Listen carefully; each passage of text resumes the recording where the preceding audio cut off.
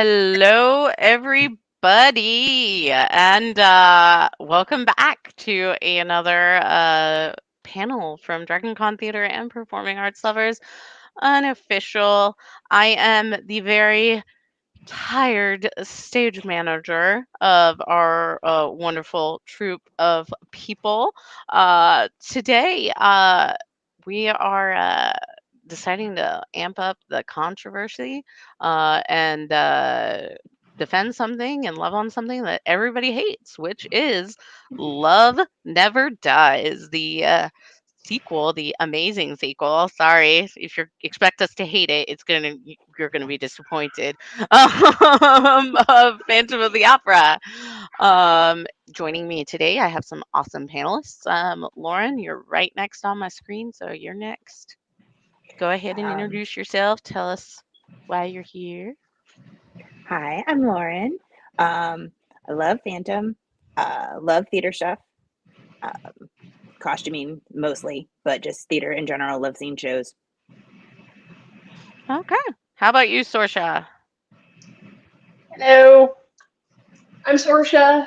Um, I love Phantom. Obviously, I love Love Never Dies. I'm a dancer, choreographer, actress. I do all the artsy things, and I'm happy to be back. Woohoo! All right, and Sparkles. Hi, my government name is Lydia, but I sparkles. I love all things theater. We even have our community theater here lately has been getting pretty fancy, and so we're in huge support of that. I'm just a nerd that loves love and loves love never dies. Same. And Elizabeth. Hi, everyone. My name is Elizabeth. I am an old theater nerd. I'm a current singer and a former theater kid. Now I do costumes, and now I kind of wonder if I was actually in theater because I just liked wearing the wardrobe. So, yeah, I'm just thrilled to be here. I love the content that you've been doing at Dragon Con that is theater related because there are so many nerds out there who are just theater kids in their souls. And I know that we all just kind of love like coming together and bonding And fanning out just like any other group of nerds, right? pretty much. Well, I have to say that this panel has been in my head ever since our panel that we did at Dragon Con, which Sparkles, you were on it. At Dragon Con last year on Monday, and you guys like packed that room for a Monday panel. So that was super exciting. Make sure you show up for Monday panels again this year. Um, but yeah, no, I made a comment like I probably couldn't find anybody to do it, but I want to do a panel on Love Never Dies, and Lily and Sparkles was like, yes, no, I want to do it. So and then I'm like, well, let me see if I can find some other people, and so I've been strategically curating fans of this. If people like this, we have plans. We're gonna do Grease 2. We're gonna do Cats. So we're gonna have all sorts of stuff. And of course, we love when you guys talk to us in the comments. We got several people talking to us in the comments already, so please feel free to spread your opinion on the comment in the comments. Just no rock throwing, please, or chandelier dropping. Now I'm gonna start on the questions. So I want to know from each of my panelists, how did you first find out about Love Never Dies, and what did you originally think of the concept? Did you know the controversy surrounding it when you saw it? And Lauren, I'm gonna pick on you first again. Okay. First heard about Phantom sequel in high school. Right when Andrew Lloyd Webber announced that he was starting work on it again, Mhm. and loved Phantom. It was a vibe in high school, and was did not care what the sequel was just super excited that there was a sequel. And then never got a chance to see it, heard awful things about it.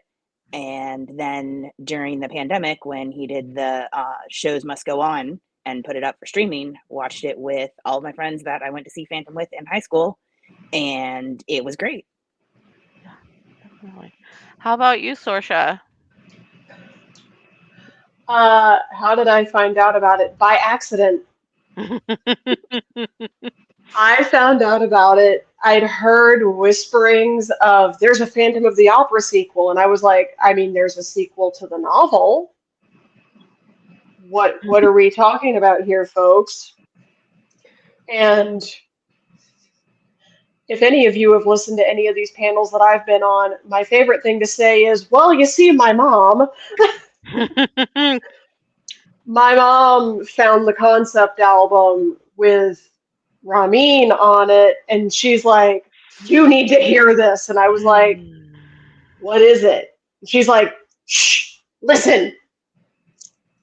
Kay had no idea that there was any controversy because at this point, I think it had already been staged once with Ramin and Sierra. Mm-hmm. Ramin, man. I mean, Yeah. is there a more perfect Phantom than him? No, the answer is no. No, never. How about you, Sparkles? Have you read the book? Also, I'm curious. So I have not read the book. I remember I was in the car on a family trip to do something, and I discovered that there was already, like, the music was out. And I lost my mind. And so because I had searched, like, I just randomly searched the webs, and just try to keep up to date because I am in Montgomery, Alabama, and I am not financially affluent.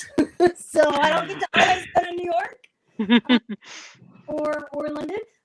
And so I just try and source and get whatever I can through the internet. And so I was looking and I was like, whoa, hold up. And so I remember I got the music list and whatever they had released.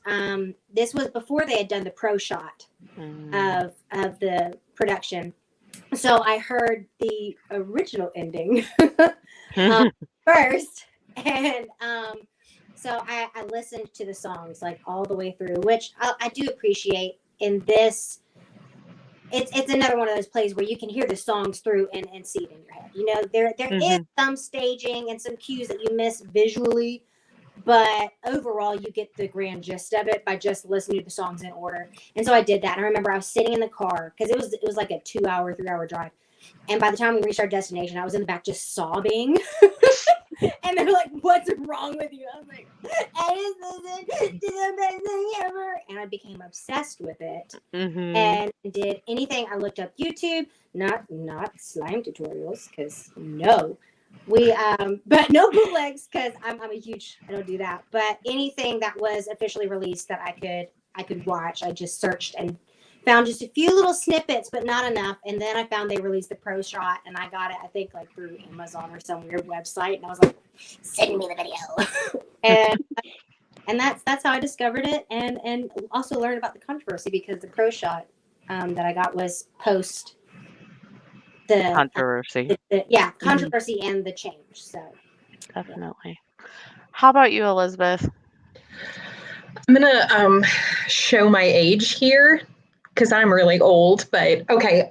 In 1998, I was in high school, and they released the Andrew Lloyd Webber concert at the Royal Albert Hall for his birthday. Did any of you guys watch that? I'm obsessed. You talk about, like, obsessed, like, a couple times a day watched it, like, especially the summer vacation before I went to college. Anyway, I was obsessed with it. And it was kind of like the very, I think, beginning of his creative process. So he had written the song that becomes Love Never Dies. But back in the day, it was The Heart is Slow to Learn. And it was sung staggeringly well by Dame Kiri T. Conaway. And I was like, that's one of the most beautiful songs I've ever heard. Because I mean, we'll go into this later, but I'm like the biggest freaking Andrew Lloyd Webber fan. Like I'm obsessed with him, obsessed with him. So I loved the song then. Probably too early to talk about this now, but like he then took part of that melody and pulled it into The Beautiful Game, which is another one of my favorite musicals. And it's so beautiful. He could put it in every musical and I'd be happy. But I kind of forgot about it after that, to be honest. And it was not too long ago that I was like, wait a minute, did he ever make that sequel? And sure enough, like it's everywhere now. To be honest, I'm not even aware of the controversy largely at this point because I'm so tired of controversy. Like, I just want to like what I like. And I honestly just don't have a single crap to spare for people who don't like it or don't like it. It has nothing to do with me. I love it. So, yeah, I'm sure we'll talk about some controversies and I like swiftly Googled something so we'd have something to talk about later during the controversies section. But I think it's stunning and Definitely. I love it. So that's that. Well, I guess I'm probably the only person who's seen it on stage then out of our group. Me? Oh, you saw it on stage? Okay. So you saw the tour. I saw it in Georgia. Yeah. Okay. There's a story to go with that, but we'll get to that We'll later. get that. Yeah. We could saw- tell this group. I can tell you, all of us could tell stories for hours. So, the that being said, I in the comments definitely let us know what your first interaction with Love Never Dies was. One of the things that I the music in Love Never Dies. It's one of those things that I think people love. Though I'm gonna be honest, I have some mixed thoughts about the music. I'm just gonna be honest, like in general. But how do you think it compares to Phantom of the Opera? And Sorsha, I'm gonna pick on you. Thanks so much. I know, right? I'm just such a great friend. Yeah, I mean, you are. Genuinely, you are. Mm, I mean, I can sum it up the same way that I would sum it up to anybody else that's never seen it. They're both good. They're both up here, but they're two very different styles of Andrew Lloyd Webber. It's like mhm, it in the last song when they use the diamond analogy. Webber's stuff is very faceted. Phantom of the Opera is on this side. Love Never Dies is over here. They're both on the diamond, but they're very different sides of the diamond. definitely. Definitely. Um, Elizabeth, what do you think of the music? Um, again, Andrew Lloyd Webber, right? It blows my mind if you think about one man being responsible for Phantom of the Opera, for Evita, for Joseph and the Amazing Technicolor Dreamcoat, for Cats and Starlight Express and Jesus Christ Superstar. And I felt vibes from almost all of those shows watching Love Never Dies. Like it almost felt like this big flex where he showed us all of the things that he could do. This is going to be an unpopular opinion because I really love the music in Phantom of the Opera, but I felt like there was more to the music of Love Never Dies. The song Love Never Dies is just straight out of Puccini. And you talk about how you can listen to it, like to the whole soundtrack, and it is one big flowing thing, but that's very much an operatic concept. Like you have the big arias and then you have like the filler where you like all of the plot happens. Well, remember that one time when we were there and you were there and all this stuff happened. Some of it is a little bit like the 7-minute long song talking about that one night. That was a really long song, but it actually blew my mind a little bit watching the recording. Like when you got to the beauty underneath, and it's just like da, da, da, da, da, and then suddenly like we're right in the middle of like it actually reminded me of Jesus Christ Superstar more than anything. Like some of those gorgeous like gritty rock musical chords. So it was kind of opera, and it was like Phantom of the Opera was kind of a rock opera, like in its Mhm. purest form. It was rock and it was opera. And I don't feel like Love Never Dies accomplished anything less. Plus, it pulled in like beautiful, creepy. I'm going to speaking as a music person, like, you have like major keys and you have minor keys, and then the part that lies in the middle are called modes. And Mhm. like what he accomplished with modes, it almost felt like Lawrence of Arabia. Like he had these beautiful, like complicated, rich, weird. I don't, Mhm. I can't say enough about it. So yes, they're not very similar, but I don't think that they need to be. They're not Mhm. accomplishing the same thing. Yeah. So I love them both for very different reasons. Mhm. Definitely. Sparkles, go ahead. Okay, so yes, they're both by Andrew Lloyd Webber, but to me, the music accomplishes different things.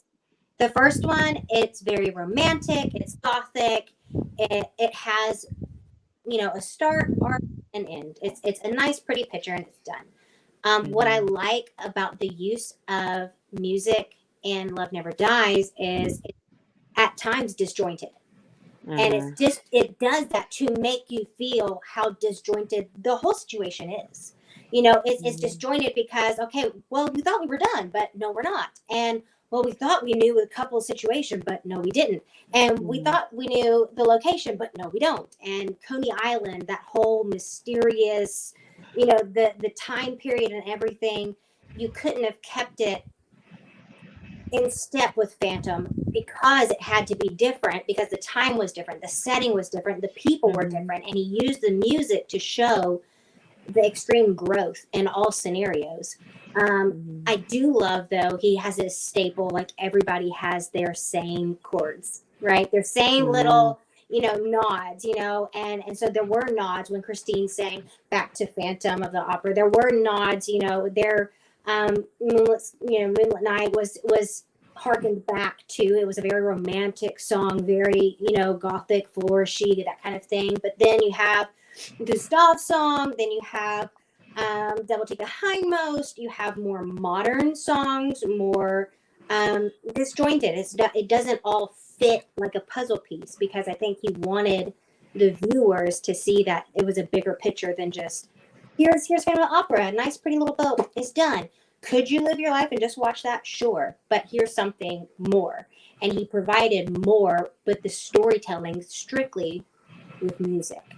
I mean, not even Mhm. the words, but just the melodies, the like you were talking about the modes and everything, how he paints a picture visually. He gives you feelings, he evokes feeling with the different songs, like you're in Mhm. one pretty song, oh wow, this is nice, and then Gustav runs away and now you're in like this straight up just like like guitar riff rock solo song. And it's because he's bringing in newness and change to what we had become so settled with. And so, Mhm. like the use of the difference. And I feel like if he had gone with just gothic romantic, it would have fallen short. Can I say Definitely. something really fast? I Mhm. love how he brought in little snack size bits of Phantom of the Opera as reprise, but he didn't do it so much that it felt like he was relying on it. And in fact, like the few times when he did do it, it felt like a sucker punch. Like that was some of the most like impactful moments. And when they brought back like Christine, oh yes, I agree with you. Yeah, Definitely. completely. And Lauren, I haven't forgotten about you. One of the things I want to say though, specifically about the rock song, is it reminded me of more of like the original concept of Phantom of the Opera, because if you listen to like the pre-release rock single of the Phantom of the Opera, it's much more like rock and roll heavy. Like, I mean, there was a literal rock star was going to play Phantom, and I think that like they ended up toning that down maybe a little bit A to lot. in Phantom.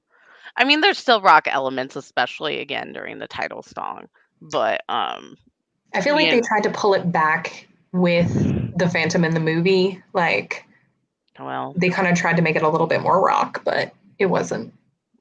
mm, we don't Yeah. talk about the movie here. Yeah, I'm just kidding. Lauren, what do you think of the music? of Love Never Dies in comparison to Phantom of the Opera. I concur with what everyone has said so far. I do not have enough musical ability to use all of the musical words that you guys have used. Um, I do like it. They are both different facets of the awesomeness that is Andrew Lloyd Webber. But I think the Love Never Dies music, um, Phantom, it starts and I immediately get goosebumps. I did not get goosebumps in Love Never Dies until the very end. Mm, okay. So goosebump test, I'm going to say Phantom is up here and Love Never Dies is here. Okay. Okay. That's definitely valid. I mean, for me, and as I said, I'm not hating on it, but my feeling about it is some of the songs, like especially like Meg's like little bath number, they're really cute and they add to the story, but musically it kind of shakes you out of the mood of it. Now, I do love how uncomfortable a lot of it is because Coney Island is supposed to be uncomfortable, like, especially during the time period that this is set on, and it's a freak show, and stuff like that. It's definitely supposed to feel that way. So I think that only adds to it. I just I just felt like some of the music pulled me out of the Phantom's dark embrace, I guess, is my only thing. Um, so on the same lines, how do you feel about the character of the Phantom in Love Never Dies in comparison to the character of the Phantom in Phantom of the Opera? Because I've heard a lot of complaints that these are two separate characters. Do you think they are? Okay, Elizabeth, you're right. You're raising your hand, so I'm gonna make I'm you so first. sorry. I just have to go ahead and get this out of the way. I've been talking to a lot of people about it. We're going to bring in the word fan fiction here today because I feel really strongly about this. In fact, I'm going to start by doubling down and saying that the original musical Phantom of the Opera was fan fiction of Gaston Leroux's novel, The Phantom of the Opera, which I have read. It is wonderful and it is very, very different from the musical. Do you know what I'm saying? Like, I feel like any musical adaptation is already fan fiction, and there's nothing wrong with that. I need to comment here that I read more fan fiction than actually books at this point. It's just where I am in my life. I'm too ADHD to sit down and read a novel. I want something that is tops 5 chapters and a little bit smutty, which Love Never Dies kind of was. So I feel like, and I'm so sorry. Like people like come up with like hug your earlobe if I talk too much because I get really, really excited about topics. But I feel almost like Andrew Lloyd Webber was writing a fan fiction about like he kind of looked at his old work and he was like, how are we gonna end this? Because I feel like the very first version of the song Love Never Dies, she was actually wistfully singing about Raoul, and God knows, like, we've moved completely away from anything wistful having to do with Raoul at this point. So I feel like Phantom in the original in like the musical Phantom of the Opera, like he killed a lot of people and he Is caused that a lot of me? damage. Yeah, that's And I feel like the worst thing he does in Love Never Dies is like heavy bribery. Am I off about that? Like he's not very gritty. He's very narny. Like he chews on a lot of scenery, but he's not really as hardcore in Love Never Dies. Anyway, so did he kidnap them in the trailer in with the carriage, or what did he like? Because that would. It's not quite like murdering that guy in the middle of the opera or like hanging like the days of like keeping your hand at the level of your eyes are over is all I'm saying. You know what I'm saying? Setup, but that's about as deep as it goes. It was a setup. Right. Even the devil take the hindmost. That's probably where you see the most, I thought they were gonna kiss. I was waiting for them to kiss. Right? Same. Which would have been so fan fiction. I would have. Yeah. The thing you gotta remember about Andrew Lloyd Webber's Phantom, though, it's semi-autobiographical in his head. Like, I swear, like, especially the first Phantom, but, like, everybody compares, uh, compares Andrew Lloyd Webber to the Phantom because of his romance with the original Christine and I have notes on marriage and all of that. And let's just say Awkward. they're a beautiful odd couple, or they were. But that being said, okay, Sparkles, how do you feel about this Phantom versus the Phantom of the Opera Phantom? So the triangle. Okay. I made my Mhm. opinions very clear. And the left, I said some maybe triggering things.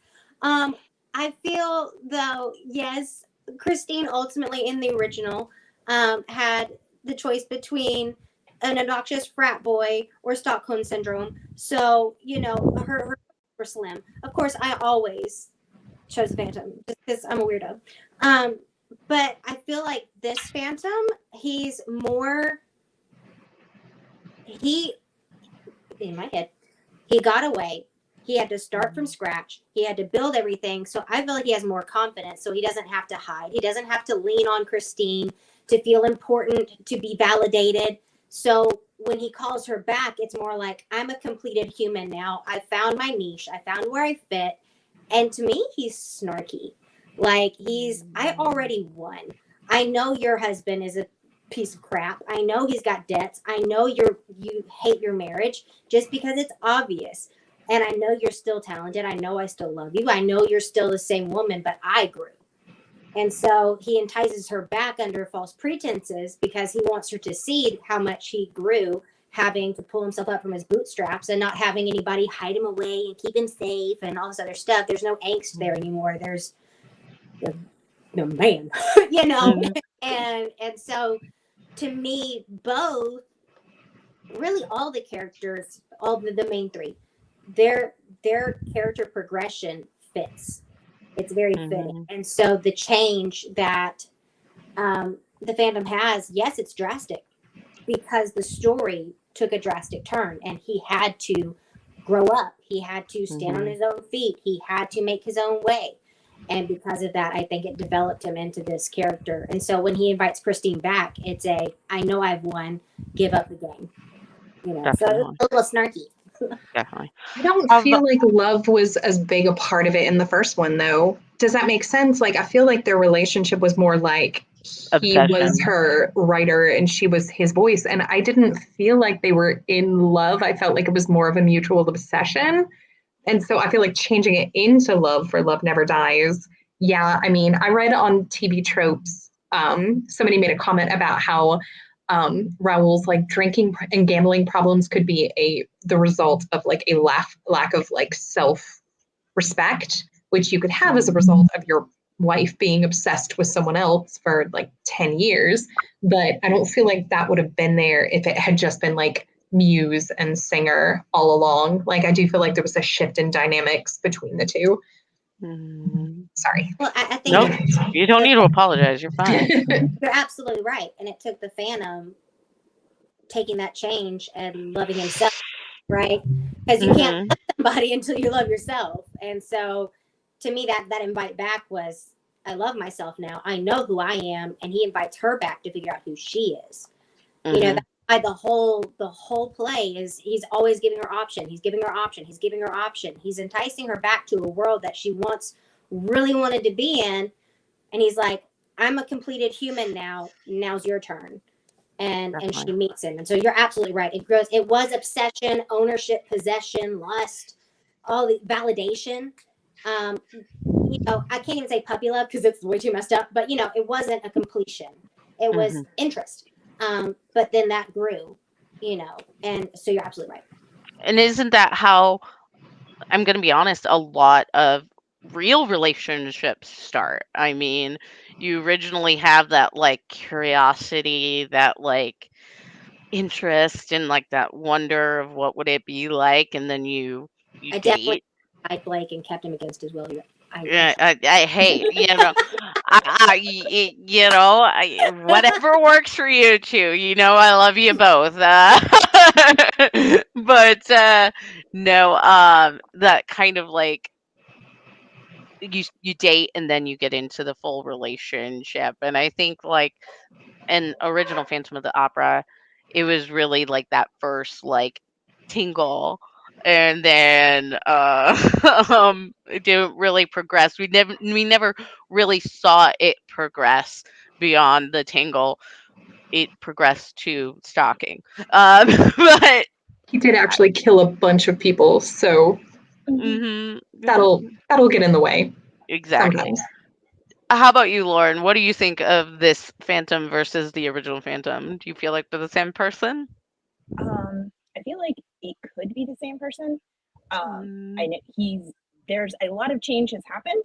I don't know if I like all of the change that has happened. Um,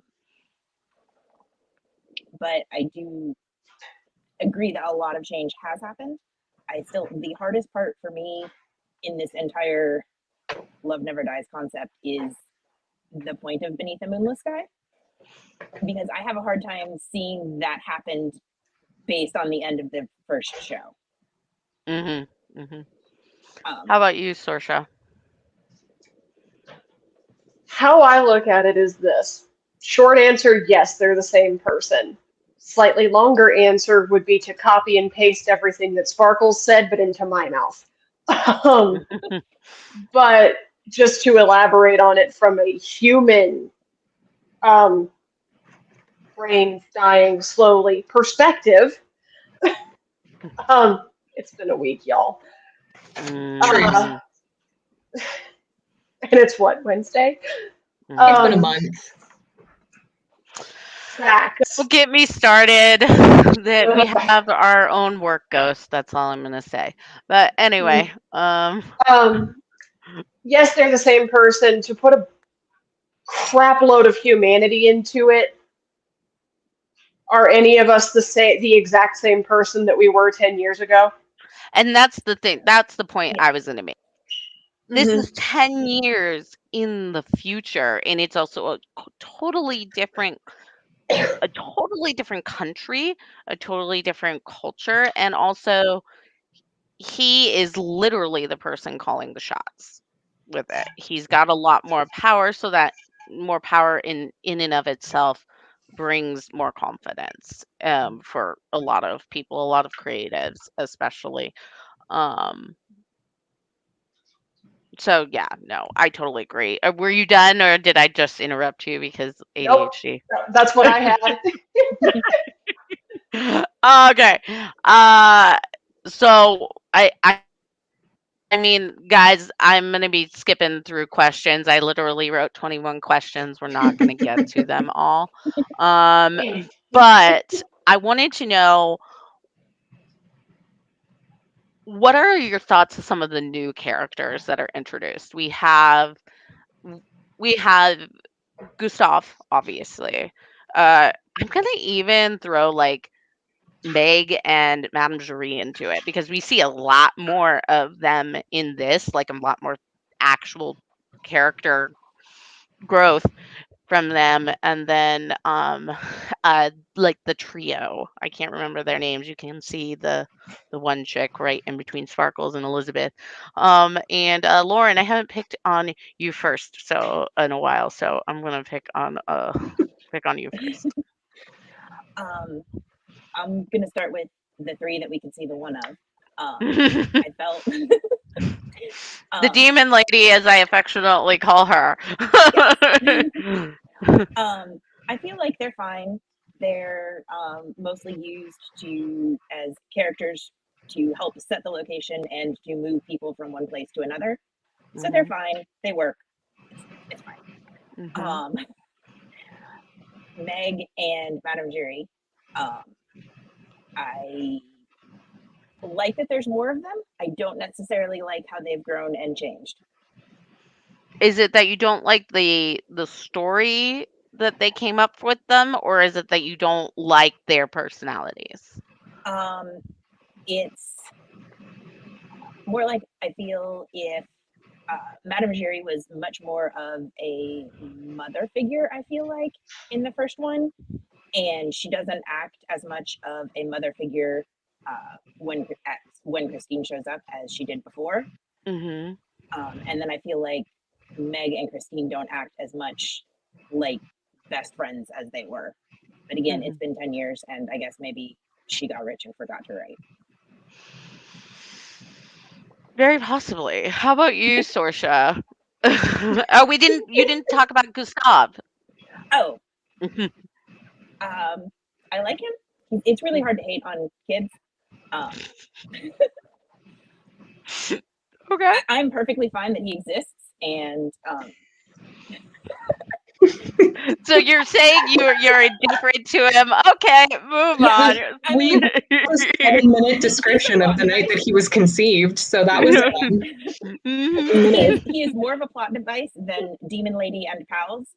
Um, but I like his song, and I like that he has interactions with the Phantom and helps bring a new light to how a new facet of looking at the Phantom.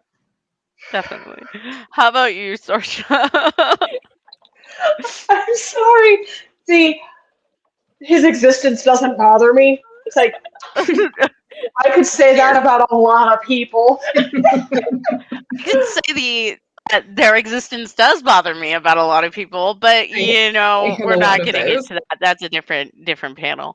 But okay, Sorsha, what do you feel about all of That's a them? throwdown panel. Um, I like the trio. I honestly, if we were going to compare the Australian production, which is the production that we all have access to the original, I'm going to go with the original because at least Miss Fleck, the little demon in the Demon middle, lady. There's well, less in demony the in that. well, in the original, she was a bird lady, Hmm. and she was of the three the most established. And I was like, on music alone, I like you. Hmm. Definitely. Definitely. Um, Gustav, he's a 10-year-old who's very talented, and he's going to go far based on who his daddy is. Nepo baby. Nepo baby, absolutely, He has talent and Nepo baby resources. Exactly. exactly. Best of both There's worlds. nothing wrong with that. Famous Um, mom. right. Meg and Madame Giry, I agree with Lauren with the fact that the relationship between Christine and Meg wasn't there. It was, I'm really happy to see you. What? Okay, now I'm not happy to see you. Hmm. And Madame Giry, would it be fair to just say Mama Rose? Yeah, Mama Rose. I think that's That's kind of a fair she comparison. Yeah. went from a very gentle, mothering, I'm going to protect both of my girls because Christine was one of her girls, to the mental manipulation that she put on Meg. Like, well, remember who bought him his first sideshow? Who talked to the Hmm. politicians? Who charmed the press? It wasn't Christine, it was you. Like, there at the end of Act One, when she was hiding Hmm. after he made this big proclamation that everything was going to go to Gustav because he finally had a legacy that wasn't just his art. He had a breathing human that could have the things passed down to him. Hmm. We all know what Madame said. That was very Mama Rose. It was I very It much was wanted so. very this. Mama Rose. Yeah. Hmm. And I guess my feeling about Madame Curie is maybe a little bit different than you guys because to be honest, like I always felt in Phantom of the Opera, obviously she was a mother, but I thought she was a matron first, like in the matron of the ballet, and like she wanted the best for the performance first. Before she put that before even her daughter or even Christine. Like, yeah, she's the one who recommended Christine to them, but because she knew Christine was talented. And I think that's why she like embraced the Phantom, was because she knew he was talented and he was good for the art. Versus this one, which she did turn into Mama Rose. Okay, like it's a very good comparison, and I felt that was a little bit jarring. But again, 10 years, and she no longer has the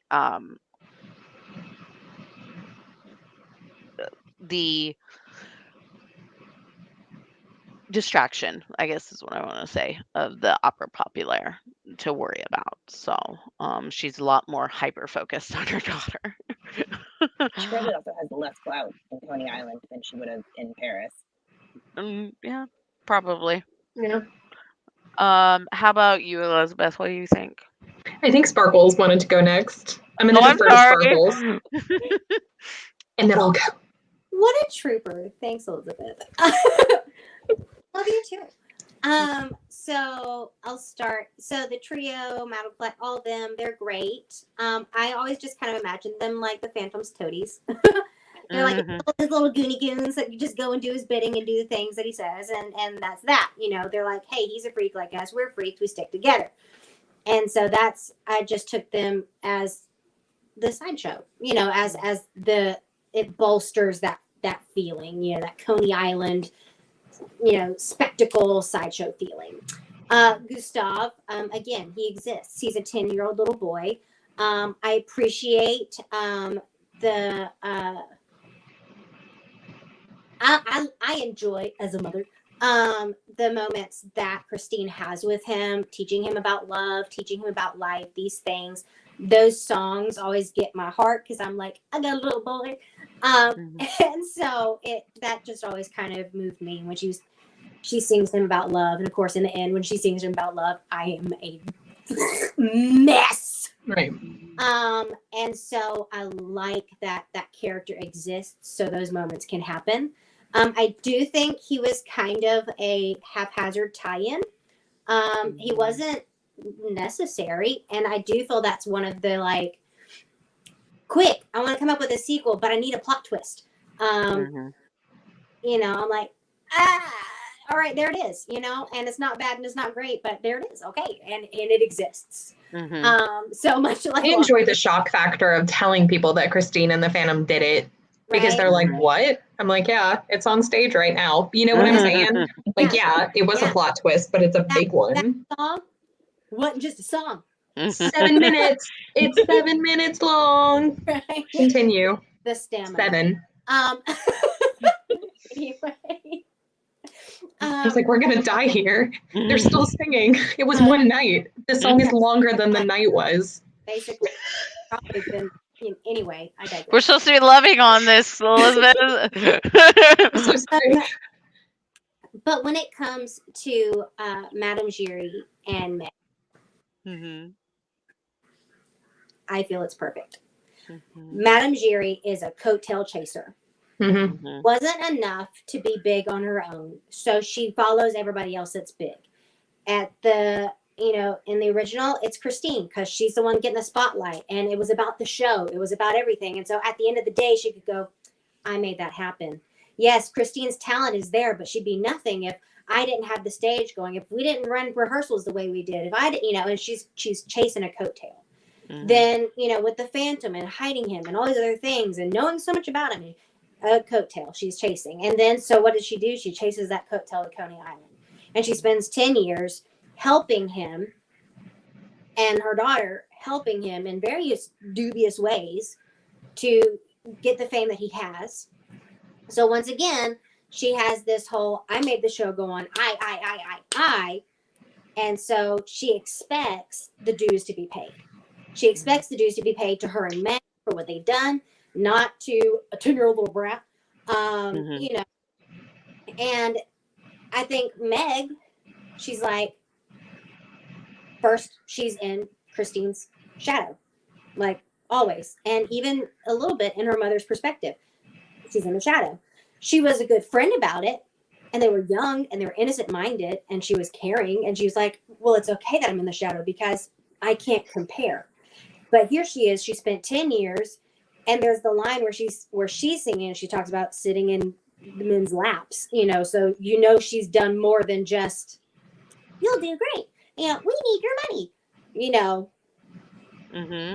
and so she's sacrificed a lot to get this, to get a spotlight, to finally have her time. And the Phantom keeps stringing her on with, yeah, you've got the show, you can do this, and she wants him to finally give her the dues. Hey, you did it, here's your song, here's your show-stopping number. And what happens? Back to Christine. So she's excited to see Christine, thinking maybe Christine's coming to finally see her. Maybe Mhm. Christine's on a break and she's coming to see her friend. And then it hits her, nope, I'm coming to make you my shadow again. So of course she gets pissed off. And of Mhm. course Madame Jury's pissed off because it's like they want their credit. And Mhm. because they're, Madame Jury's a coattail chaser, and Meg, unfortunately, I think her character's done dirty. Mhm. She did all this work. She gave of herself. She did everything. And still, she gets snubbed. And I Mhm. think sometimes a lot of us can kind of understand Meg. And even to the point of her breaking point, where cuckoo for Cocoa Puffs. I've done so much. And you just lose it. And Mhm. for somebody to just perpetually be in the shadow, or always the bridesmaid, never the bride, always on the sidelines. I think Mhm. that character and that dynamic is a proper progression for her, but also truly necessary. She really is a good hinge to build the drama. Because, okay, wow, you got a kid. We're back together. Woo! I mean, there has to be. It's Andrew Lloyd Webber. There has to be something more. There Absolutely. can't be, Mhm. you know. Definitely. So I think their characters were the easiest progression, the easiest that made the most sense.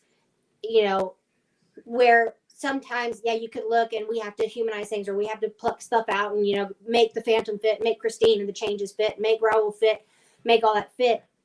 They're the ones that it's like start to finish, first show to this show, they make sense. It is a timeline progression of just getting dumped on, and finally having enough. So they Mhm. make the most sense. Mhm. Um, of course, the romanticness, little child in me is like, but that Christine makes sense too. Mhm. But if we're gonna talk about the ones that really truly tie it together and really truly make sense of things, is the two of them. Definitely. Now, one thing I think that is from what I've read, and I never saw the original production, obviously, so I'm going by what I've read. One thing that was a lot more explicitly shown was that Meg was sleeping with people to get Phantom the money to start his sideshow. It was And between the lines in this yeah, one. yeah, it was a lot more Sure. in between the lines. I think that at one point, Madame Juria says, "I'm the one who secured the loans," or something like that. Um, the other thing is like we need to remember that it was heavily hinted, even in original Phantom of the Opera, that Meg was fascinated by the Phantom.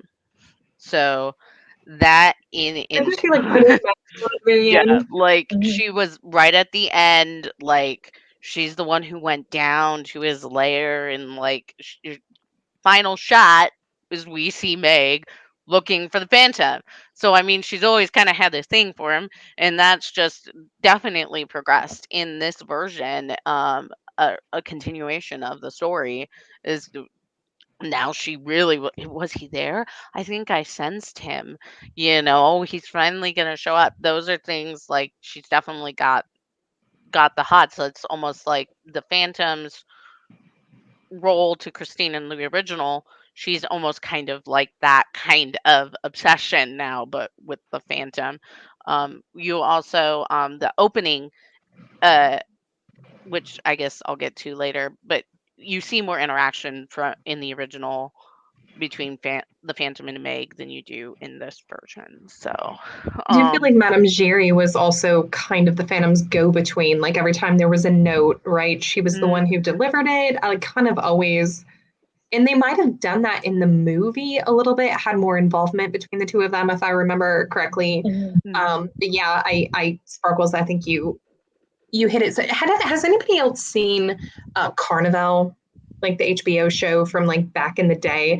It's so good, and I felt like Carnival walked so that Love Never Dies could run. But there's all those aspects of like the freak show, but also like the daughters kind of getting sold and the parents benefiting from it and everything. But yeah, I think y'all are spot on, and I agree that that progression was the most logical.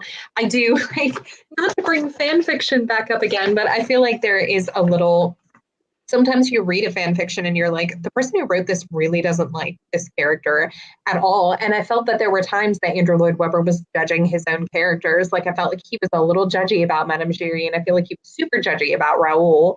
I've never been on Team Raoul, but it was stronger than I would have made it.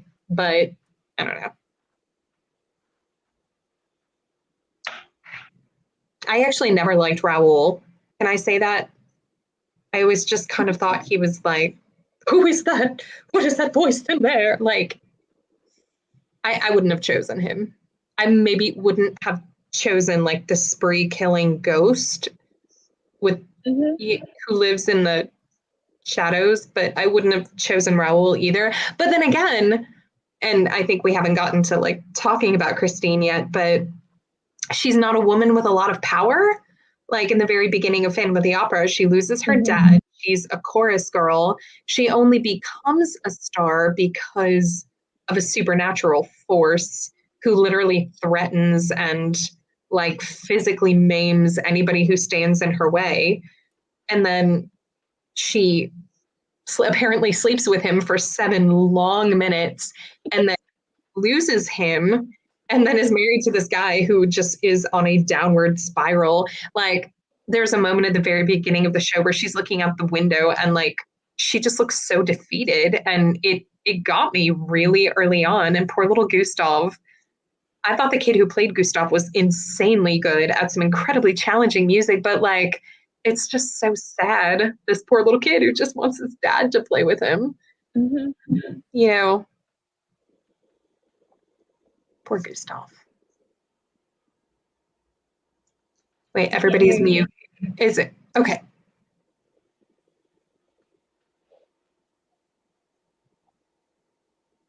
Wait. We can't hear you, Sarah. Okay. I couldn't hear you either. Can you hear me Yeah. now? Yes. Okay. All right. So yay work headset. So I just looked up what I was saying and realized we are already at 53 minutes of panel times, and we haven't even gotten into like our thoughts on those controversies. So that is one of the things. My question is what are some of the common criticisms of Love Never Dies that you disagree with, and why do you disagree with them?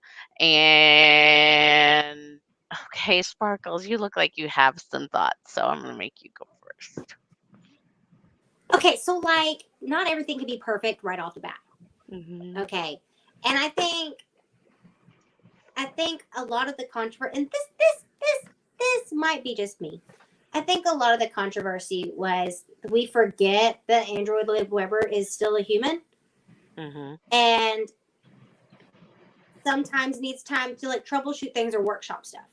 Well, and he literally had cancer when he was writing this too. So like exactly. And so like there's a lot going on for him. And I think we just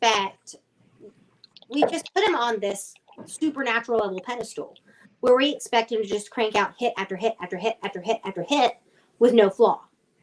And there was a lot going on for him. There was a lot. I think it was rushed. I think he presented the first and it flopped.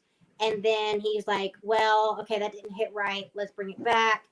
But I think he was rushed. And I think that's why there was a flop in the first place, because he was like, and I think he kind of rushed himself. You know what I mean? Where he starts promoting something and starts hitting it before he's really ready. And to me, the biggest thing was it was like there were minute changes that affected the overall progression of the play, but then the ending being like entirely different. And you're having to rewrite songs, take out songs, rewrite character development, all this stuff. Um, I think we held him to a standard that wasn't kind, to be quite honest. And so I think we needed to give him a little more grace and mercy. And it wouldn't have been as controversial. It would have been like, okay, so you tried something and it sucked, because so many people have so many opinions of how a sequel is going to play out, right? How many Mhm. times do we see a show that we love, a movie that we love, a book that we love, and we're like, the sequel can't even compare. The sequel's not even going to be right, and we get in our own heads how we want it to play out. And so he's over here making this, trying to stay true to himself, but also trying to appease the fans. And I think we did him a disservice by putting way too much, Pressure. putting him on a pedestal, putting way too much expectation into something that hadn't even been finished, putting way too much pressure, and I just don't think we were very generous. And Mhm. so I look at the controversy as a flub on our part and poor humanity. Well, and I'm not even sure it's just the fans. I mean, I went back today and like read some of the initial articles, and I mean, they were talking about this like years before, like when he was saying, I'm gonna do this. And like there was this whole thing about, I think they said he had like a $16 million advance on this show for like the production and stuff like that, which then was a lot of money. Wouldn't be as unheard of now, but the value of the dollar. Um, but the other thing is like there was the expectation that everybody was going to love it.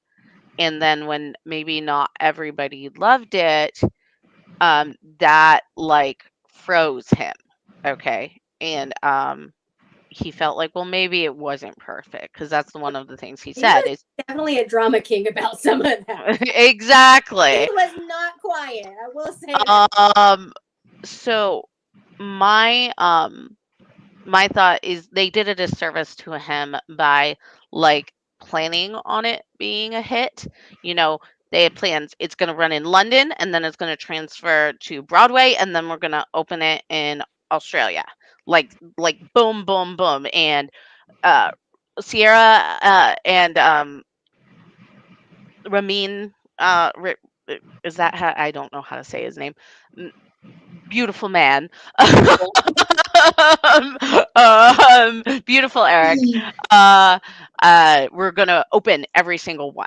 Like, and that was the plan, to the point where they even had them play the protagonists in the 25th anniversary. So, like, I think that was there. I think at one point they had recorded one of the Phantom's songs as a pop single, and like for him, and like Sierra was starred in that. Like it was a whole thing. So I think that was also part of the service.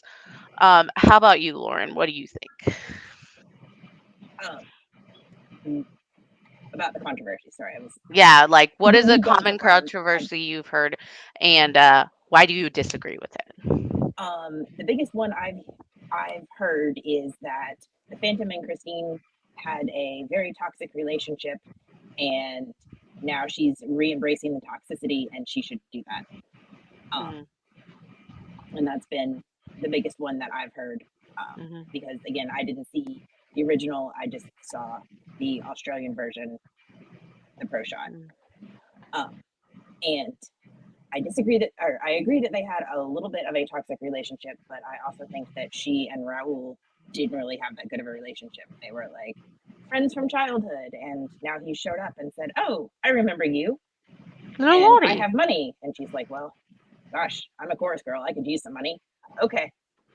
And Hmm. that's like, not a great basis for a relationship either. Um, but that's the biggest controversy that I've heard and dealt with. Definitely. How about you, Sorsha? Oh, let's see. there's two big controversies that I've heard in the theater communities. One of them is not very constructive at all, so I guess it would be three, and that the not constructive one is it's just terrible. But, well, that's not.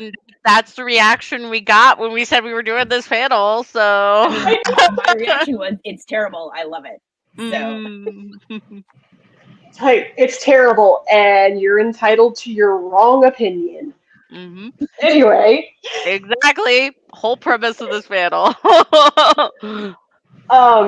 But the two constructive ones that I got was the storyline is disjointed. Mm-hmm. And the love triangle doesn't make sense. Mm-hmm. And now I will dispute both of those. The triangle makes total sense.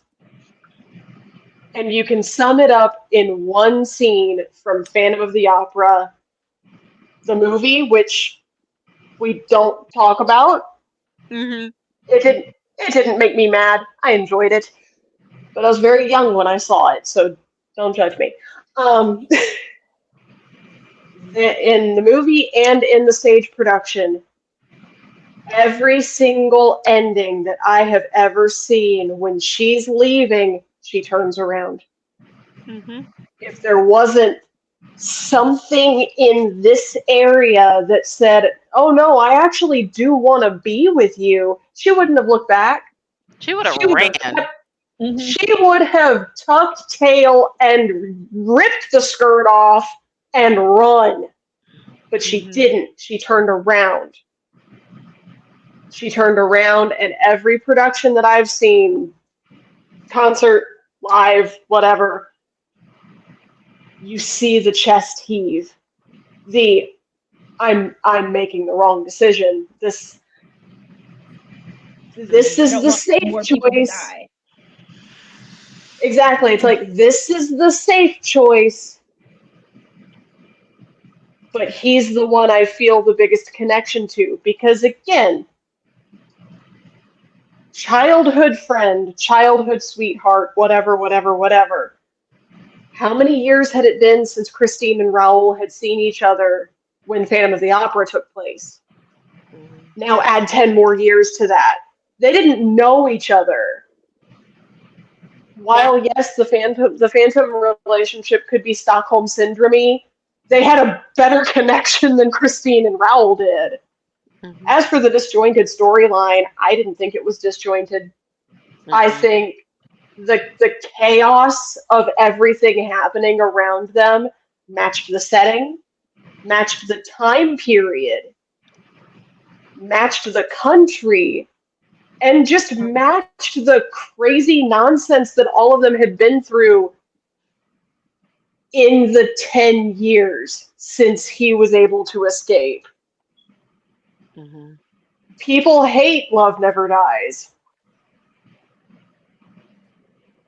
There's always the toxic fandoms that are like, nope, this is terrible and it's my way or the highway. I understand that. But you're hating it without getting all the facts. And that's what bothers me the most, is people... I have friends that live less than 5 miles from me right now that are like, oh, I don't like Love Never Dies. Have you ever seen it? No. Yep. Right. And how do you not like it?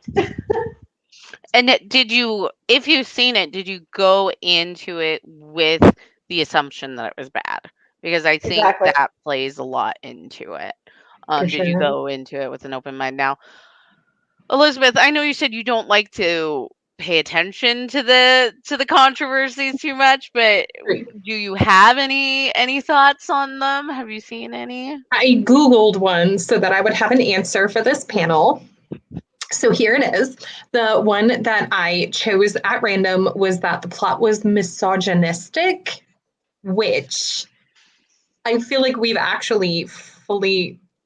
already kind of talked about everything we need to know for this one. Like, as we've discussed, like in the period of time, it wasn't a friendly time or space to women. We've talked about Meg essentially being prostituted out. Like, actually, if I remember correctly, she and her mom had to dance side by side to make money, right? So, like, did I remember that correctly? Like, Madame Giry was pulled back into it too.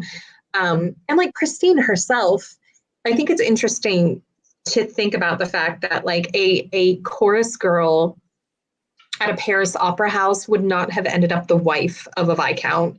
Like she would have ended up in the bed of a viscount if she was lucky. She would have gotten some jewels out of it. It wouldn't have lasted very long, and she would have been hustled right back out, when he got bored and found another chorus girl. Like it actually is not very believable that, I mean, I know that they were friends, but this like orphan chorus girl would not have ended up with a title, you know. So I don't feel as if the story is misogynistic as much as it is indicative of a misogynistic time when women were doing the best they could under some pretty trying circumstances. And like Christine herself is under so much pressure, like living with this husband who is actively decomposing before her eyes. They have no money. The title doesn't really mean much. They have this child, living with the pressure of knowing that she's passing a child off as his. Like we haven't really talked about that much yet, but that's not a small secret. Granted, I have a really big mouth, but I wouldn't have made it a day. I would have been like, "Hey, good morning. Do you want pancakes? By the way, daddy's not your daddy." I wouldn't have been able to pull that off. So I don't really believe it's misogynistic as much as like I feel like these women were all put in Bad situations. bad situations. I feel like Meg, like it always, I come from like a Bible school background, like way back in the day, but I never got the like the parable of the like the son, the prodigal son, like the one goes away and parties a lot, and then you have the responsible son who stays there and does everything that he's supposed to, and like this other son just goes off and he's a total piece of crap and he comes crawling back. And it's like, oh, come back. But like, no, I'm always with the good, responsible son who is working and striving and doing his best and being a responsible citizen. I feel like Meg is kind of that son, and she's done everything that she's supposed to. And like Christine comes back and it's like, oh, but Christine's home. Awesome. So yeah, I don't believe it's misogynistic. That was my one controversy. And then I put the controversy page away and I enjoyed the beautiful music. Even though some of it was 7 minutes of smut. That was a controversy in itself. Anyway, this is not a Dragon Call After Dark panel. Anyway, I want to tell Sorsha that the turn back, the Christine turn back, was also in the Wishbone episode. So it's fact if Wishbone said it. I was wondering when you were going to bring Wishbone into this. I mean, literally. The other thing I wanted to actually say, and we talked about it in that panel, Christine becoming the opera star would not have happened. Mm-mm. Absolutely would not have happened, because the opera stars, they really did have a lot of power and like a lot of influence. They were one of the few things that, and few women roles in on the stage that would have demanded like a lot of influence, because they're literally there, they sell the tickets. So I think that in of itself, the story in and of itself is not super believable. So the fact saying that it's not super believable or misogynistic or whatever, I think that's kind of a non-starter if you take the Phantom of the Opera in as what it is. And yes, I know theoretically it's based on real events. We talked about it at that panel. You should have been there. I was there. I was at Buc-ee's on Monday. It was a great panel. Now, there's a couple. I have like 3 questions I wanted to ask, but I'm gonna have to pick or combine. My controversy that I heard, and I'm gonna make it really quick, is the fact that people didn't like Raul's storyline. The fact that he just ran away, yada yada yada, and it would have been more redeeming to have Raul take the bullet and him be the one to die. And my refute on that is we literally see him alive at the beginning of the Phantom of the Opera. So he couldn't have died. Could That's not have true. I didn't died. even think about that. So yeah, no. I mean, I guess he took the shot and then didn't die, maybe, but again, medicine wasn't what it was now when she literally got shot in the stomach, which if you know anything about a shot to the stomach, you're kind of screwed anyway. His stomach is pickled. I'm just saying. I would agree with this. Rule didn't let her continue singing after they got married. Christine loved singing, whereas Phantom Eric always encouraged her singing. And then Kenneth says, my refute in Roll's defense is also that the Phantom could have done the same thing. And I agree. I actually think it would have made more sense for the Phantom to take the bullet than it would have for Raoul to take the bullet. Because at that point he's gone. How Gustav ended up finding him and bringing him to her at the end, that's what I was like, wait, how did he get there? He's a magic child. He's magic. And he got the full tour. That is true. Now, I guess my question was, how much do you think nostalgia plays either for or against Phantom of the Opera? And I guess I'm combining it with my next question, which is, how do you think Love Never Dies would have been received if it wasn't billed as a sequel to one of the most beloved musicals to have existed? And Saoirse, I'm gonna make you go first. I knew as soon as I moved my arm. I'm like, movement. You gotta Move. Got it. Next time I'll act like there's a T-Rex coming. I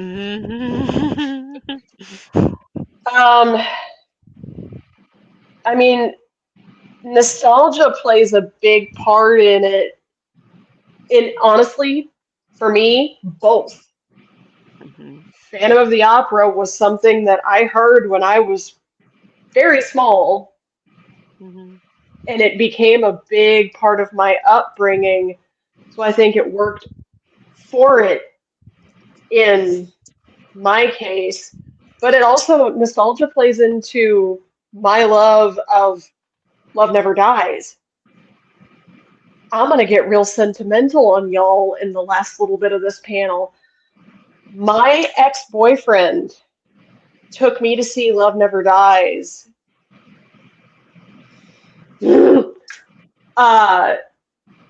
The day before my maternal grandmother passed away.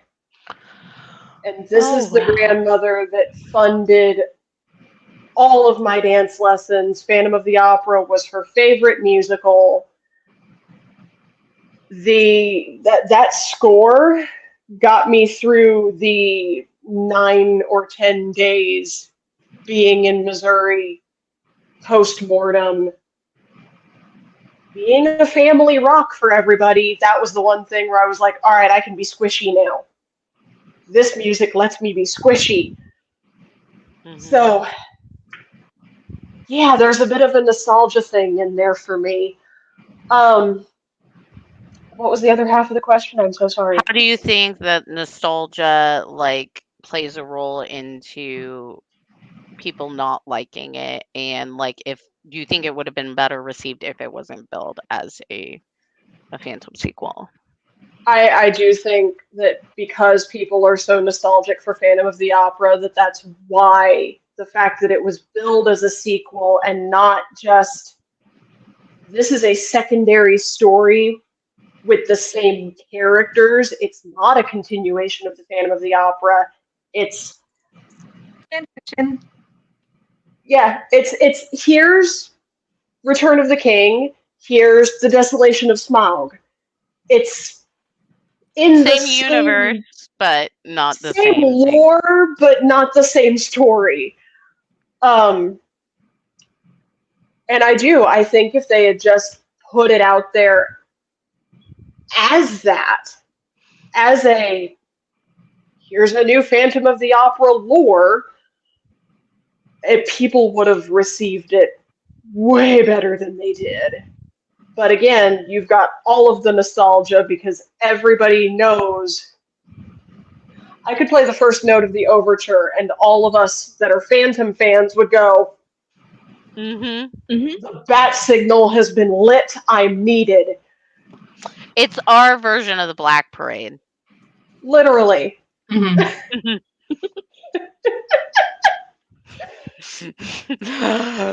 How about you, Elizabeth? What do you think? Sure. Okay, so here's something that not everybody knows. You all may know this. Did you know that 50 Shades of Grey, it was originally a Twilight fan fiction, right? Mhm. That They she had wrote nothing for to do with each Blackberry. other. Yeah. So I feel like, 50 Shades of Grey has, I guess, in some circles, outstripped Twilight. And they technically have nothing to do with each other, but they're both entertaining in their own way, if that is what you're into. So I do feel like there are some of us, like I would watch anything that Andrew Lloyd Webber publishes. I love everything that he's done. I You know what I'm saying? I'm going to listen to it because it's him, so maybe that's part of the nostalgia. But there are other people, yeah, that Phantom of the Opera was too powerful for them to allow anything else in their universe. That being said, yeah, I feel like calling it Love Never Dies was a good move to be. They didn't try to say Phantom of the Opera 2 Electric Boogaloo or anything like that. It was literally like this separate thing, and they didn't even really try to force it. Thank you so much for getting my stupid. That's what we're gonna call it from now on. Yep. Electric Boogaloo. Totally too. Yeah, yeah. But I feel like ultimately, if we can survive where we are as a troll culture now, some of the things that have had ugly reactions will prove to be not eternal, but there are Star Wars things that everybody hated, but they're still part How of the did I Star know Wars. you were gonna bring in Star Wars? No, sorry, somebody had to do it. I'm struggling with living in such a toxic culture because I like to enjoy things, and you don't have to automatically react against everything. It doesn't have to be that way, but whether people like it or not, like it is part of Andrew Lloyd Webber's spectacular life work, and I think that eventually it will be judged for the piece of work, like for the piece of art that it is, rather than like what the fans didn't like. Mhm. Well, and there is definitely like a trend to like as much as people love Andrew Lloyd Webber, there's also the trend to hate on recent or and even past Andrew Lloyd Webber. I mean, if you watched our Dragon Con favorite musicals one, Cats was on it, and I mean there was an immediate visceral no reaction from 90% of that panel, to the I am a point yes. where I Steve love told pets so much. well, now you're gonna be on that panel. Uh, uh, but, Sorry, I'm done. I'm good. I no, that's had to get that fine. out. I had to get that out. To the point where, like, Steve told a story about how he was in a thing with Andrew, and he went like, Andrew was going around and shaking hands, and he said, "I love almost everything you've ever done." He said that to him, and Andrew, like, started going on and then stopped, took a second, and he's like, "Cats?" to Steve, and he's like, "Yeah," and he's like, "Why is it always cats?" But now it's almost trendy to hate on the newer stuff. I mean, Cinderella, Bad Cinderella, whichever you want to call it. I mean, that's an extremely popular one for people to hate on. And then of course you've got the whole Starlight Express thing. Again, it's a running joke. You could You argue know. though that Memory is one of the most iconic Broadway ballads ever. Like it's one that everybody knows. You know what I'm saying? Like Cats is such a panned musical, and yet the song Memory came from it, you know?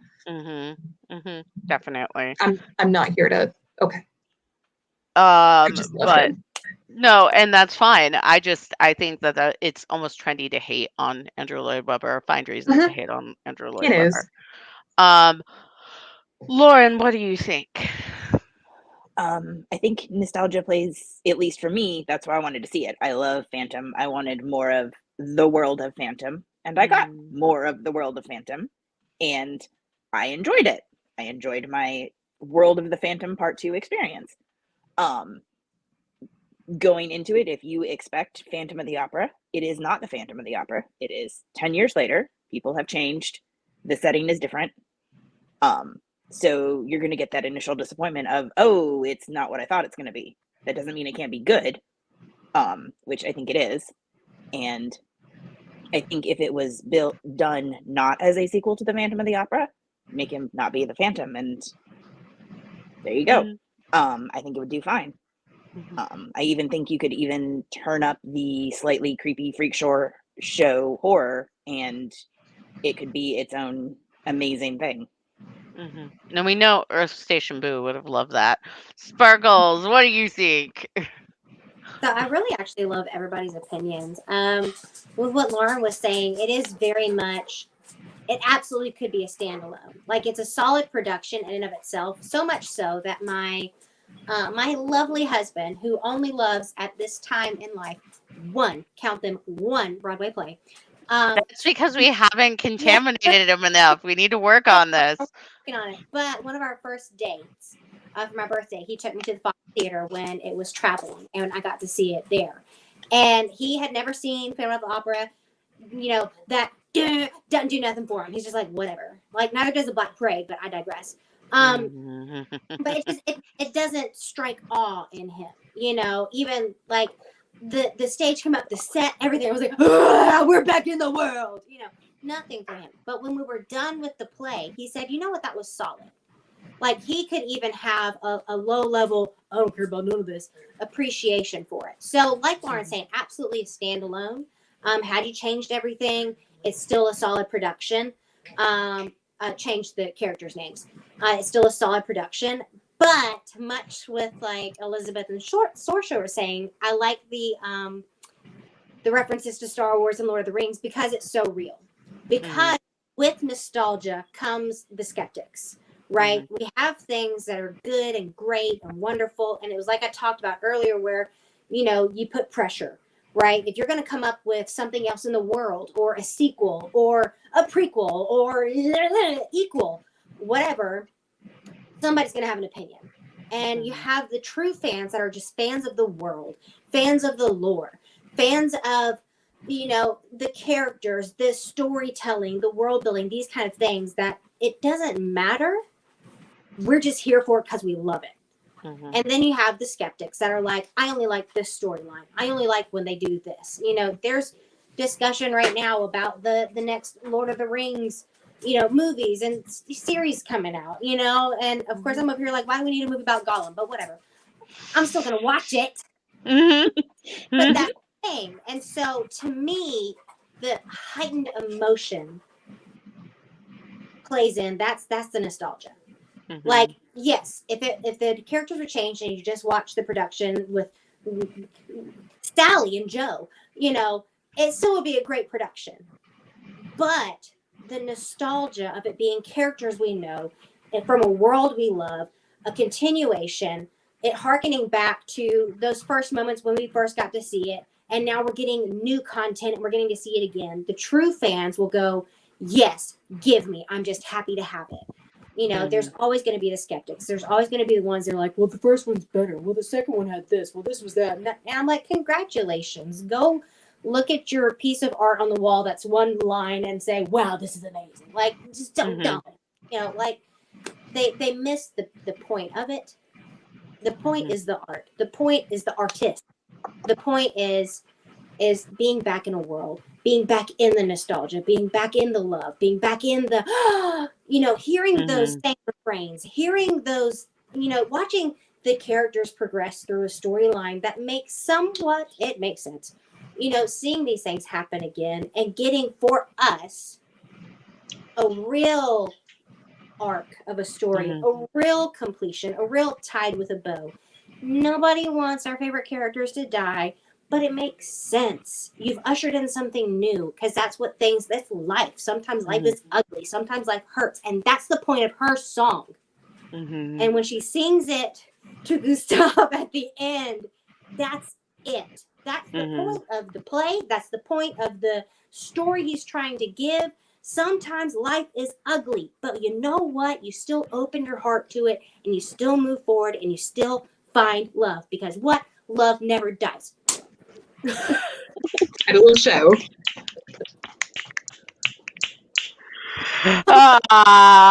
And I just want to say, if anybody knows me and my way of doing panels, I search for people. Like I'm not even joking. Where I like literally do like searches in our group looking for people who have talked about specific shows on our group because I'm like I want the fans. And when it came to Blake, especially because Blake was on our I know what that one musical is and it is Hadestown and we did a Hadestown panel last year and I messaged Sparkles and I was like I want him to be on this panel. and and she was like, "Well, he doesn't feel like he's qualified." And I'm like, "No, but he is because I wanted that point of view as somebody who didn't love musicals and now he loves this one and that's the thing." And like it was the same thing with like our Phantom panel. Like I remember you being really unsure about whether or not you would add to the conversation and like you like resounding like everybody loved your contributions. They have always loved anything you've done. I know I always do. So those are the kind of things like as fans and as people who love theater, I think that we're all very nostalgic about theater in general. And yes, there is always going to be hate and there is always going to be like controversy in fandom. And theater is part of fandom, but we're also like in the end, we're all theater people and we're here to create art. So, We I want think to that protect it from the gatekeepers, frankly. hmm yep, definitely. Mhm. And Sparkles, you better be bringing him to the Rent sing along this year because I'm totally gonna make him a Rent head. Just saying. We've already watched it.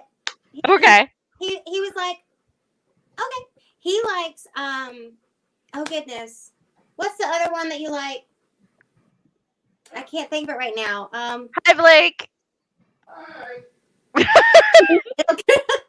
The other one, Tick Tick Boom.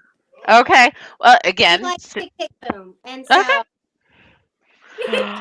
Raven Hanson.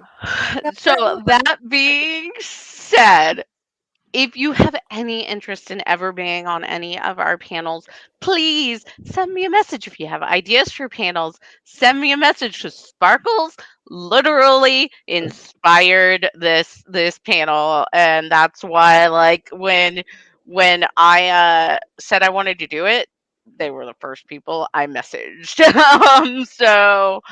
Um yeah, for the if you ever want to be on any of our panels, let us know. That being said, to wrap up this extra long edition of a hour panel, um, what do we have coming next? And to be decided.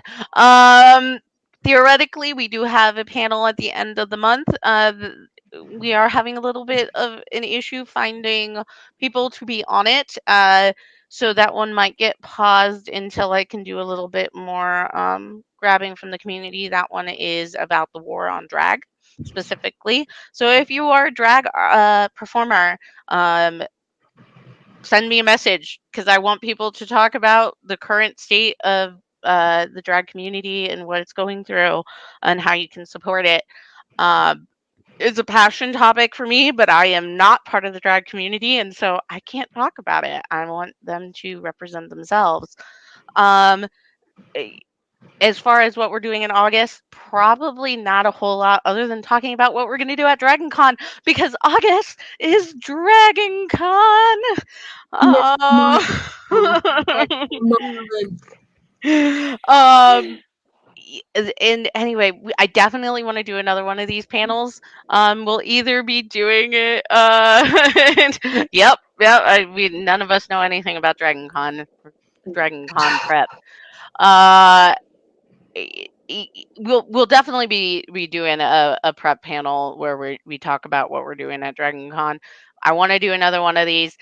Uh, it's I'm unsure whether or not we're gonna do Grease 2 or Cats.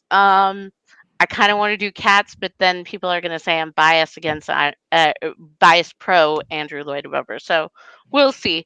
But that being said, I'm gonna wrap this up. Lauren, tell us where we can find you. Both don't know we're talking about panels you're on because list isn't public yet, but tell us otherwise where we can find you and where we can find you at con. I'm on Facebook. Applied to be on a couple panels at Dragon Con, so search for my name in the Dragon Con app whenever it comes out. Everybody take a shot. And you can find me at any of the panels that's by my name. If I'm not on a panel, I will probably be in the urban fantasy, whatever book they're talking about panel at the time. And then at a late night party. Speaking of urban fantasy book panels, everybody needs to go read Deborah Harkness's new book from the All Souls trilogy coming out because there is a panel going to be on it. She already teased it, so I'm allowed to talk about it. I might be there. Sorsha, where can we find you? Well, at the moment, you can find me on the internet. I right now it's looking like the universe does not want me to attend Dragon Con this year. I still do not have a car, and plane tickets are hot damn expensive. Um, but you can find me on the internet, and you can find me in North Carolina. I am on Facebook, I am on Instagram, and if you enjoy Greek mythology and cabaret, I have one of those, which you can find also on Facebook and Instagram under Persephone's Pandemonium Cabaret. Enjoy that mouthful. Um, Amazing quick shame, performances, though. a quick shameless plug. We have a show on August 25th, and we've started writing our Halloween shows. So spooky things are coming. Awesome. How about you, Sparkles? Where can we find you? I second Sorsha's online presence. It's pretty magical. Mine's pretty dead because the ADD runs strong, and I'm like all the time. But you can find me on Facebook at Leah Cobb, or you can find me on Instagram at Sparkles the Unicorn. It's THA because somebody got the grammatically correct one. It's fine. I'm fine. It's fine. At Con, I am set to do a panel, so that'll be funsies. I'm very excited. I will also be with my husband. We will be bringing back Persephone and Hades for the parade. I had considered doing some other last minute cosplay editions, but I was going to bring Galinda, but I want to do her justice, and I want to be absolutely ridiculous and do the blue dress, not the pink popular dress. So go big or go home. So that's going to be a next year endeavor. I will be running around. All the rhinestones. Yeah, all the rhinestones. I'll be running around like an absolute goblin the whole week because the ADD runs strong, and so do I. I'll be Rufio. I'll be Jimmy Hart to my husband's Macho Man. We're also doing Alice Cooper and Rob Zombie. So that's going to be a fun one. I'm doing Tiny Tina from Borderlands, and I'm doing Rainbow Bright. So nice. Everything, everywhere, all the time. That's me. So if you are lucky to find me, grab me. Physically grab me like a pocket person that I am and be like, hello, because otherwise I'm just me. And pause. I'm gonna pause for this because you're right, and don't forget about the Buffy Horror Picture Show on Sunday, or the Subspace Rhapsody Picture Show that I'm not allowed to tell you when it is because it keeps changing. Check the app. Take your shot. And Shannon, I hope you're going to be our cheerleader again. That's all I got to say. And Elizabeth, where can we find you? The ADHD is strong with me as well, so it should be an interesting con. I will be doing Page to Stage one more time this year. So I'm really excited about that. I always have a lot of So, fun doing that. what she's saying is you cannot find her at our meetup this year because I she's going to know. be doing Page to Stage. I I believe hate you that. told me you were going to be there this I year before you do. went back to Page to Stage. I Mara know. I'm feels so. you again. I know. Depending on how long it goes, I can try to come after. I know I actually had mostly built this very, very large dress, and I'm like, I've got to wear this MFR, or what was it all for? So I think I'm doing like 7 panels this year. It was one of those things where I just talked to a lot of people and then I wrote it down on paper and I was like, oh, that's a lot, but okay. Um, I'm marching in the parade again with video gaming, and then, yeah, I'm taking time to relax this year. I'm only wearing one costume most days. No, it's a big year for me, or a small year if it's work. So I'm excited. I am on Instagram. I like big bustles. I cannot lie. Yeah, and I'll be looking forward to meeting all of you. I do. I do like big bustles.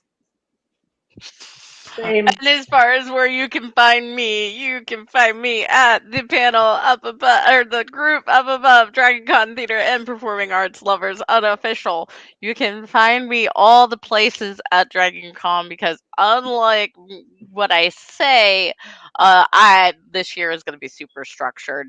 Search Sarah Rose. You'll know where to find me. It will be easy for somebody to stalk me. I need my own phantom. Thank you.